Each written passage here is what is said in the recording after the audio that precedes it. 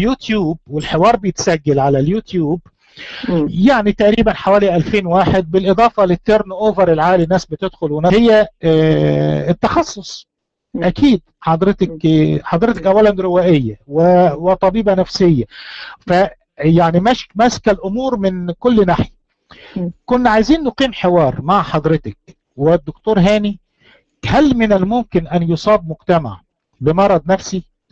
وما هي اعراضه؟ طب انتوا في الانديفيديوال بتقعدوا تديهم مهدئات وبتاعات وكده اهو. ازاي نعالج مجتمع يا دكتور؟ فانا قلت اطرح هذا الموضوع على حضرتك، ولان ده مهم جدا جدا ان احنا نعرف البعد النفسي النهارده للشخصيه المصريه. فهماني حضرتك ازاي؟ انا فاهمه الاطروحه دي. فانا كان يهمني جدا حضرتك والدكتور هاني تشاركوا معانا في هذا الامر. هل ممكن خلاص ده يا دكتور؟ نتكلم. هقول لك على حاجه. خلاص يبقى هقول لك خلينا يعني طبعا الموضوع لا نهايه قصدي اقول لك سواء السؤال ده او الاسئله الاخرى اللي هتطرح. فخلينا الاول نبدا ونقول نشوفك يوم الجمعه. طيب. ونبدا من هناك ونشوف ايه الخطوات المطلوبه يعني. خلاص. يبقى أنا إن شاء الله بإذن الله هكون مع حضرتك بإذن الله يوم الجمعة، واتفق معاكي والدكتور هاني بحيث إن أنتوا تشرفونا. ولو قدرت تجيب برضه الدكتور صلاح أبو الفضل. هكلم صلاح أقول له هشوف برضك أسامة رشدي هيكون جاي من مصر هجيبه. ما أعتقدش الدكتور كمال الهلباوي هيلحق، لأن كان يهمني الدكتور كمال، هو لسه مكلمه دلوقتي وكان لسه معانا في المنتدى. فهشوف الناس اللي هم موجودين واجي ان شاء الله. وحضرتك انا علاقتي بحسن عبد ربه ممتازه، طلع معايا تزاملنا في البي بي سي كتير. جميل الحمد لله. ربنا يعمل اللي فيه الخير. والدكتور هاني سلمي لي عليه قوي قوي قوي.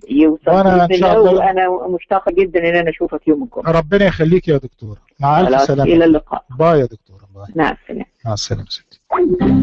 طيب ادي احنا ضمننا لكم ان احنا هنجيب لكم اتنين. اولا الدكتورة جمال حسان هي روائية كبيرة وبتكتب قصص قصيرة، صحيح قصايدها تقيلة شوية، لكن وهنا بيعجبني جدا لما بيكونوا اتنين كابل متجوزين والاتنين اساتذة طب نفسي والاتنين معين بالعمل السياسي، وعندهم هنا في بريطانيا عاملين ملتقى كبير جدا ثقافي بيدعوا اليه، شايفين الشخصيات وبيناقشوها وهكذا. والدكتور هاني شعيب شاعر وله دواوين. فاحنا مش بنختار بس مجرد انه، وصلاح الدكتور صلاح ابو الفضل زميلهم استاذ بردك امراض نفسيه. اللي كنا بنتكلم عنه الدكتور حسام عبد الله، ده استاذ ورئيس قسم العقم هنا في جامعه كينجز كولج اللي اعظم كليه طب في بريطانيا، لكن وهو رئيس قسم العقم في رئيس مركز ليستر، واخد لقب سير. الحكومه البريطانيه اديته لقب سير، لكنه مسكين جاله التهاب كبد وبائي لما كان في مصر في الجيش وكذا. ان شاء الله باذن الله احنا اخذنا وعد من الدكتوره جمال ان احنا يعني نكون موجودين. وانا يوم الجمعه قالت لي تعالى انت امسك ندوه حوالين سينا مع الدكتور حسن عبد ربه، ونبقى برضك نجيب لكم حسن عبد ربه لانه متخصص في هذه الشؤون. هيبقى موضوعنا ان شاء الله عن التكوين النفسي للشخصيه المصريه، كيف تاثرت على مدار السنوات، على مدار القهر باللي احنا وصلنا له. هنجيبهم وهتبقى سهره هخلي فيها الدكتور هاني والدكتوره جمال هما الاثنين يكلمونا. نعم، هو صاحب صالون ثقافي فعلا كبير هنا في بريطانيا اللي هو الملتقى الثقافي المصري العربي البريطاني، وهو شاعر وله مجموعة دواوين محسوب على التيار اليساري. هو محسوب على التيار اليساري. الدكتورة جمال أيضا من أيام ما كنا في الجامعة، هم أكبر مني يعني، أنا ما حضرتهمش.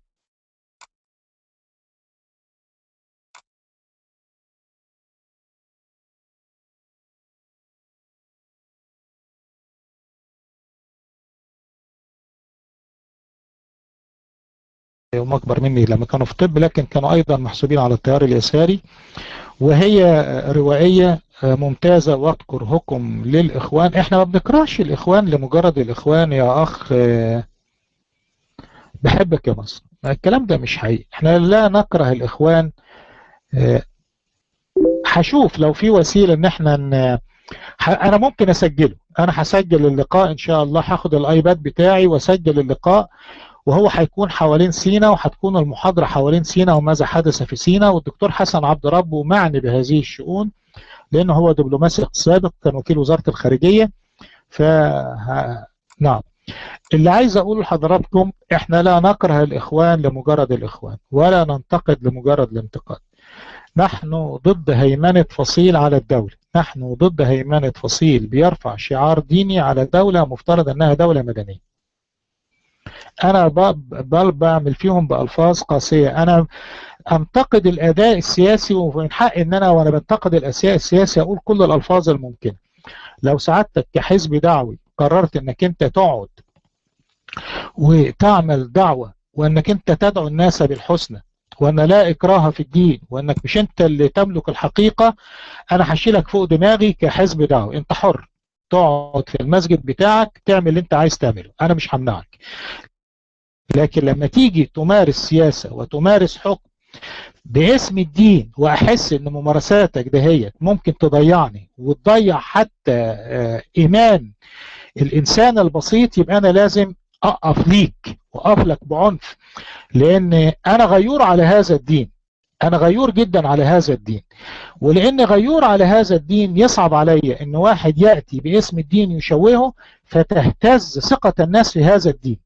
لأن الناس في النهاية لما هيجوا ويلاقوا الإخوان بيفشلوا وهم بيقدموا اطروحاتهم من خلال الدين ويتفشل التجربة، يقول لك الإسلام فشل، وهنا تهتز ثقة الناس في الإسلام.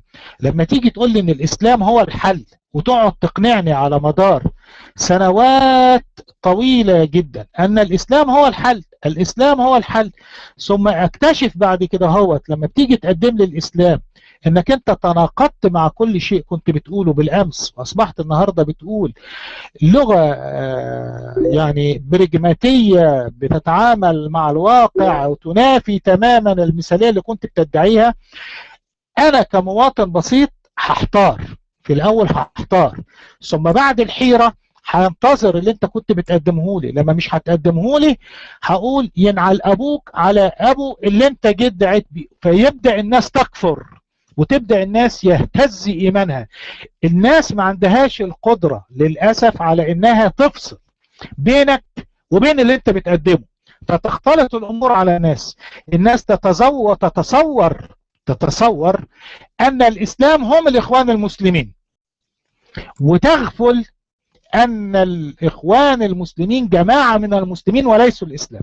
لكن صعب جدا تمرر ده في ذهن الإنسان العادي، فتحمل الإسلام ما لا طاقة له به نتيجة أنت ممارساتك الخاطئة اللي وارد أنها تخطأ لأنك بشر في النهاية.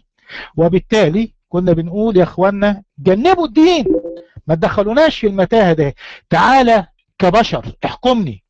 وارد تخطأ، لكن لما بتيجي باسم الدين وتقول أنا الدين وبختزل الدين فيا، الناس هنا تختلط عليها الرؤية ويتأثر الدين. أعتقد أن هذا الكلام واضح، أعتقد أن هذا الكلام واضح. قلناه محدش جرح الإسلام، محدش بيجرح الإسلام، لكن لا تعرض بالإسلام. أنت لا تعرض بالإسلام، ما تجيش تعرض الإسلام وتضعه في مواجهة الناس. هذا أمر في منتهى الخطورة. تعالى قدم لي نفسك كفصيل سياسي يحتمل الصواب ويحتمل الخطأ.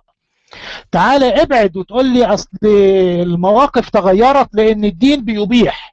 احنا بقينا نسمع كلام عجيب. أنا النهاردة بسمع عن حاجة اسمها ربا الفضل. ايه ربا الفضل دي؟ أنا عمري في حياتي، وأنا راجل قارئ في علوم الدين ويعني متعمق في أمور كثيرة، أنا عمري في حياتي ما سمعت عن حاجة اسمها ربا الفضل. ربا الفضل يعني ايه ربا فضل؟ الربا ربا. يعني ايه امبارح كان ربا والنهاردة بقى ربا فضل؟ ده كلام يدخل عقل حد؟ هل ممكن بهذه الدرجة بص اللي اسمه صلاح بيتكلم. بص انت في وادي وانا كنتم فين ايام القرن؟ شايفين؟ بصوا الكلام، بص شوف انا بقول ايه وهو بيقول ايه، عشان اقول لك ان احنا بنتعامل مع يعني تقول لي انت مش عارف ايه. انت لما تقف النهارده تتعامل مع واحد يعني مش فاهم حتى انت بتقول ايه، مش فاهم، لانه ده لو فهم كلامي ما كانش كتب العباره اللي هو كتب. انا مالي، انا بتكلم على مبارك.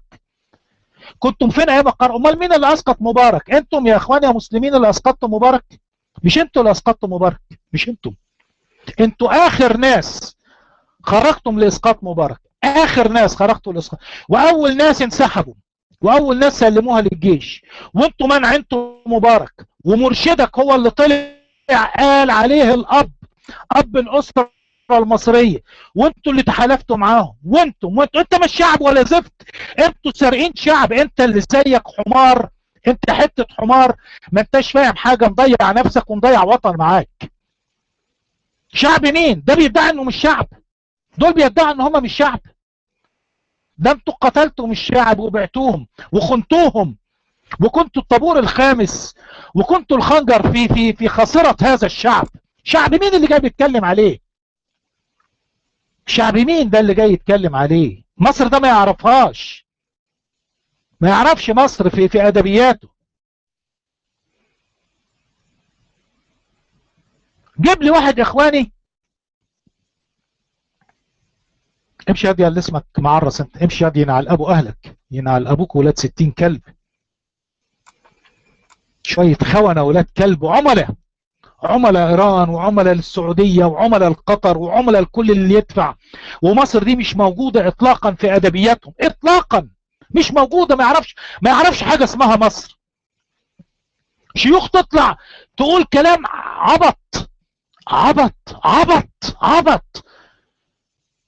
امبارح القرض حرام، النهارده القرض حلال. اصل القرض ده مش واحد تاني يقول لك اصل مش عارف المحظورات ولا الضرورات تبيع المحظورات. ضرورات ايه؟ ضرورات ايه يا ابو ضرورات؟ انت بتضحك على مين؟ ما كانش ضرورات من 5 سنين؟ ما احنا قاعدين بنشحت بقالنا 5 سنين. ما اعرفش، احنا معانا ادام بيناموا يا اخوانا. هؤلاء الناس حطوهم في البان ارجوكم. البالتوك مملوء، احنا مصر فيها 85 مليون، وارد جدا يكون معانا 10 مليون واحد ضارب. رحمة بينا وبعقولنا هؤلاء الناس لا نقاش، لا نقاش معهم، لا جدال. النهاردة دخل لنا واحد الصبح الفجر قال يا جماعة ناقشوني مش ناقشوني، وانا راجل يعني انتوا ليه بتقمعوا الناس؟ خلونا نتكلم. اخونا انا الجدع راجل طيب، راجل طيب جدا، فقال له اقعد اتكلم. قعد يتكلم الاول، قعد تحيات الله والصلاة كأنه هيصلي، وبعد ما خلص كلمه اخونا العزيز انا الجدع وانا ضد هذا النوع من الحوارات وحذرت منها كتير.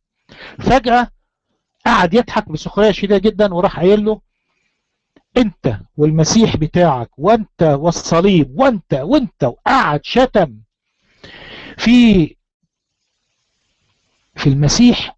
لا يمكن مسلم يقول واحد على، مستحيل، ما شفتوش هذا المسلم اللي يخوض في السيد المسيح وعرضه بهذا الشكل. وراح ضاحك وراح سايب الروم وخارج بعد ما قعدوا معاه في نقاش تقريبا 10 دقايق. طبعا جرح مشاعر الناس، جرح مشاعر الناس، جرح مسامعها، جرح مسامعها. ويا ريته سكت، فضل يدخل لنا كهكر بأفظع الشتائم فيا وفي المسيح. تخيلوا. قعدنا نقول لهم يا اخوانا، من فضلكم لا تقيموا حوار مع هؤلاء، لا تقيموا اي حوار مع هؤلاء، لانك انت بتتكلم من منطلق وهو بيتكلم من منطلق تاني. وبنحاول نفهم الناس يا اخوانا احنا لما بنتكلم عن الاخوان المسلمين بننتقدهم في الاطار السياسي، مش بنتقده في الاطار الديني. انا ما عنديش خلاف مع الاخوان المسلمين حوالين اي قضية عقائدية. ما حدش فينا سمعنا مثلا بنتكلم الاخوان فبنكلمهم في اركان العبادات مثلا، ما حصلش. لا بنتكلم في حج ولا في صوم ولا في صلاة، ما بنتكلمش في فتاوي، احنا بنتكلم في ممارسة سياسية.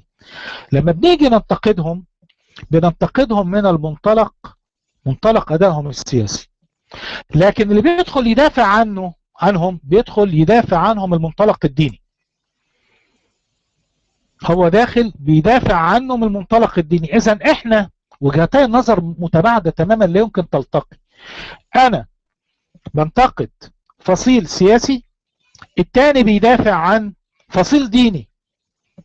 إذن لا يمكن أبدا يحصل نوع من الحوار أو اللقاء، يبقى الجدل من أساسه عقيم ومرفوض ومالوش لازمة. يبقى وفر على نفسك هذا التعب. اوكي. وبعدين بص يقعد بقى يدخل لك تقعد تعمل له بتاع، يعمل لك واخد هو عامل لك، يعني طبعا شوفوا الاخلاق، هو هاكر او يدخل كهاكر ويقعد كل شوية ينط لك ويشتمك ومش عارف ايه وحاجات من هذا القبيل، مع ان ببساطة شديدة مفترض ان اوكي اديله نقطة حمراء، نقطه الحيوان ابن الحيوانة، التيس ابن التيسة ده، اوكي نقطه. هي دي، هل دي الاخلاق انك انت تقعد تنط وتشتم الناس كل شوية، تدخل تنط وتشتم الناس؟ طبعا. وبرضك احنا الصبح اتكلمنا ان ازاي البلطجية this already ان في اللي بتاع، ما احنا حاطينه في البان بالفعل.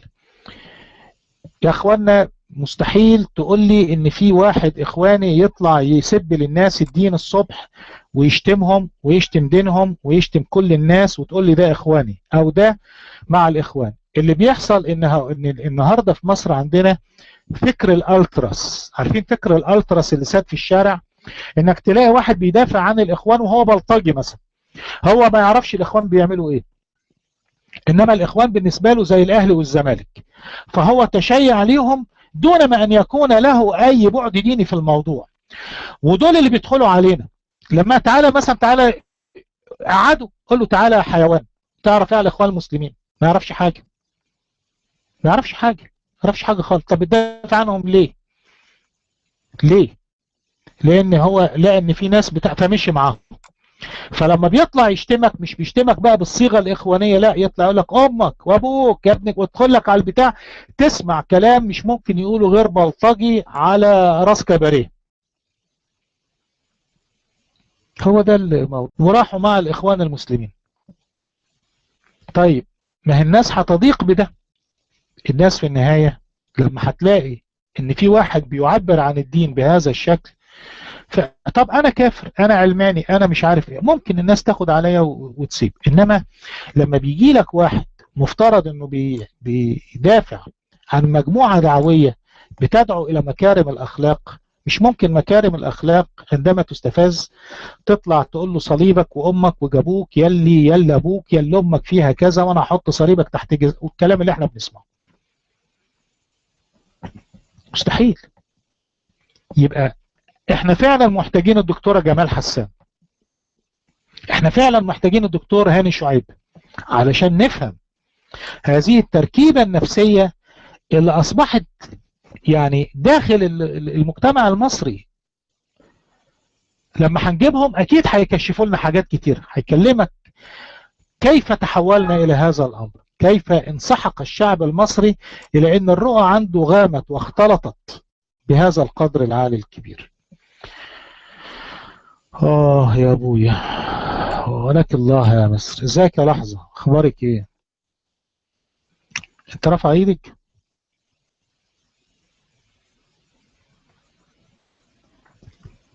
يا لحظة انت معانا عشان اديك المايك، انا تعبت. لحظة صدق. ازيك؟ خد المايك اتفضل.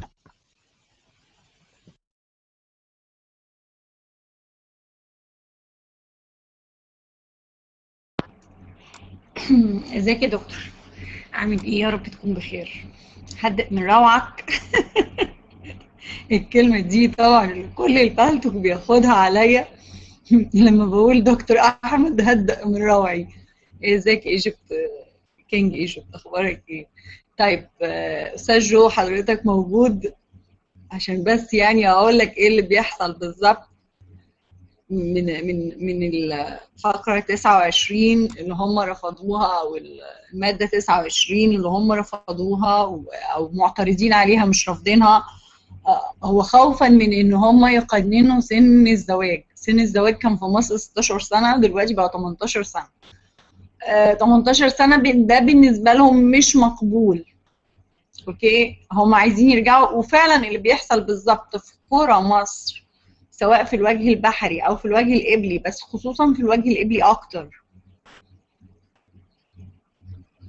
هم عايزين 4 طبعا. ده طبعا كله بما يرضي الله. ده اكيد. انت في ايه بس؟ انت لو سألت اي راجل، مش بس مش بس السلفيين، انت لو سألت اي راجل يعني عارف يرحب بال4 دول، سواء اي توجه بقى، ما نضحكش على بعض. يعني بص، حكايه ال4 دي وحكايه الستات الكتيره في حياه الراجل دي قضيه منتهيه، مش هنتناقش فيها، احنا خلينا في اللي احنا فيه عشان ما نتوهش من بعض. اوكي، هم مش البند نفسه او الماده نفسها اللي هم معترضين عليها. يعني لا تجاره الرق، يعني لا تجاره ولا الكلام ده، نص الماده عايزه افتكره بس. المهم هم معترضين على الحته دي، هم بيحبوا يجوزوا البنات صغيرين. بيقول لك البنت لما تبلغ، يعني احنا كبار دلوقتي كلنا ولا في حد تحت ال 18؟ يعني في حد تحت ال 18 سنه ولا كبار؟ عارفين البنت لما يعني يجيها تبلغ، مش عارفه كله فاهم اكيد بنت بتبلغ ازاي. اوكي، فهم بيقولوا ان البنت تتجوز عند البلوغ. في بنات كتير جدا بتبلغ ماشي اللي تحت ال 18 ماشي، بكره تكبر وبقول لك كده على جنب بقى. المهم في بنات بتبلغ لما بيبقى عمرها 10 سنين 11 سنه. طبعا هي جسمانيا 10 سنين. في اللي هم اصحاب الدم الحار، يعني الدم الساخن، مش زي في اوروبا ومش زي الدول الاوروبيه، في دول جنوب افريقيا، وفي مصر نفسها، في السودان، في البلاد الحاره. البنات بتبلغ بدري. اوكي، فالبنت في 10 سنين دي بتبقى حاجه صغيره قوي قوي لسه، يعني لا جسمها ولا بنيانها ولا الكلام ده خالص. هي على استعداد لمعاشره الزوجيه، طفله. اوكي، فهم بيقولوا لك لا، سن الزواج لما البنت تبلغ.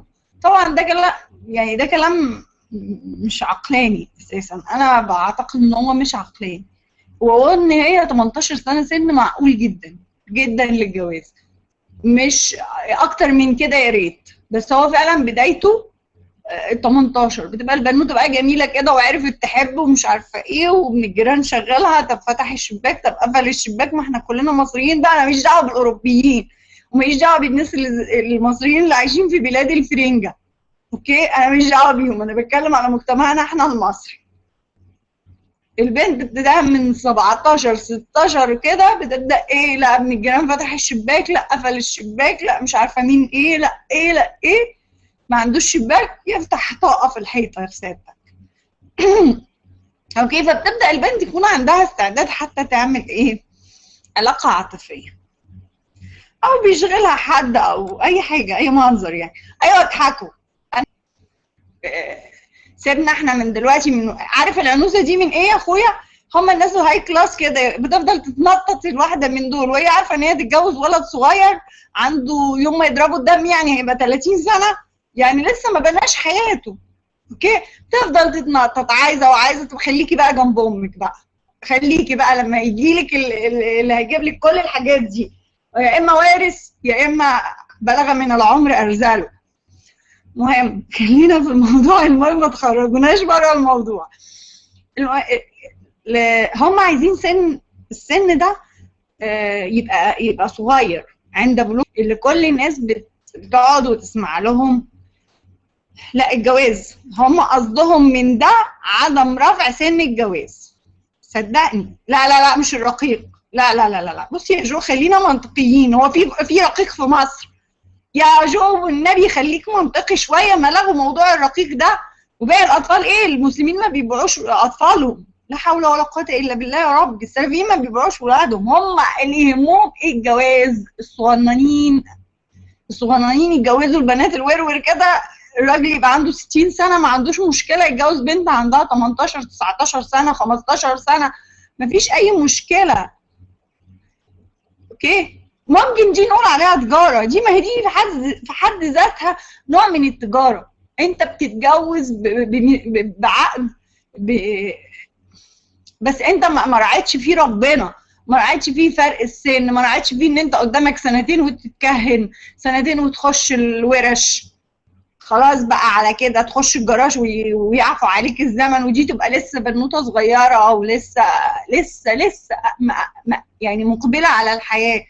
هي دي كل المشكله. لكن ما ناخدش الامور على اعانتها كده، يعني ما ناخدش الامور من غير ما نشوف هم قصدهم ايه. هم قصدهم ده، ولو ان ده برضو قصد سيء، لكن هم لا قصدهم تجاره في اجساد ولا الكلام العبيط ده، لا. هم دي اللي هم بيدوروا عليها، ودي في حد ذاتها سيئه جدا. ما قلتش ان هي ميزه، بس برضو لازم لما نيجي نوضح الامور عشان ما تقولش تجاره رقيق. لا مش دي. اوكي، ده بس اللي انا عايزه اوضحه. دكتور احمد سعدت النهارده جدا جدا جدا جدا جدا بمكالمتك لدكتور بلتاجي، اللي دكتور هلباوي ولا ايه. الراجل ده فعلا من الناس اللي لا تخشى في الحق، لا تخشى في الله قول حق او لومة لائم بجد. لان انا شفته في الميدان واتكلمت معاه اكتر من مره، وحسيت ان اراءه فعلا اراء رشيده، يعني مش زي الاخوان ماشي وراهم، يعني ماشيين كده سمعنا وقطعنا. لا، هو برضو راجل مستنير وليه فكر راقي، والصح صح والغلط غلط، لا ما بيحبيش حد. فعلا كنت سعيده جدا وانا بسمعه، كان نفسي يقعد فتره طويله. يا ريت رجاء خاص انك تستسمحه مره، يبقى ليه لقاء كده مطول نقعد نسمعه فيه بجد. يعني اكون شاكره لحضرتك جدا جدا جدا. دي حاجه. الحاجه الثانيه، كان عندي سؤال لدكتور سعد الكتاتني، اذا كان ممكن اساله ما فيهاش اساءه ادب. انا نفسي فعلا اساله السؤال ده من اكتر من 3 شهور، من 3 شهور تقريبا. اوكي، بس جنوبك كده فيها ثواب. مش هلاقي فرصه احسن من كده اشوف فيها سعد الكتاتني عشان اساله هو ليه عمل فينا الحركه النص كم اللي عملها دي. وهو راجل المفترض انه محترم، والمفترض انه رئيس مجلس الشعب، والمفترض ان احنا جزء من الشعب اللي انتخبه، وقاعدين نايمين ومفترشين الارض قدام مجلس الشعب مستنيينه، بندعمه. اوكي، باللي احنا عاملينه، احنا واقفين جنبه، بنقول لك احنا واقفين جنبك وبندعمك، ومع ذلك ما اعرفش كان ليه تصرف غريب جدا ومريب جدا عمله فينا. فنفسي اساله انت عملت كده ليه؟ يمكن هنا يكون عنده اجابه. شكرا دكتور احمد، اتفضلوا المايك. اوكي، يعني لغايه ما يجي الدكتور سعد الكتاتني، لان انا مش عارف ظروفه ايه فيه. الناس بتتعبني اللي بيتحطم في البان ويقعد يقول لي انا اسمي كذا يشيلني في البان، اقعد ادور في لسته فيها مثلا 200 واحد عشان اطلع اسمه، عمليه شاقه جدا، واقعد ادور عليه ما لهوش، وبعدين لا يمكن محطوط كذا يمكن محطوط كذا. وانا ما بحبش في الحقيقه يعني احس ان في واحد بيقول لي اصل انا اتظلمت لما اتحطيت في البان، وطالما بيدخل بيكلمني بيبقى راجل يعني واضح ان هو مش عارف، مش لاقي الراجل. ثانية واحدة بقى ارد على الراجل اقول له انا مش لاقيك، انت فين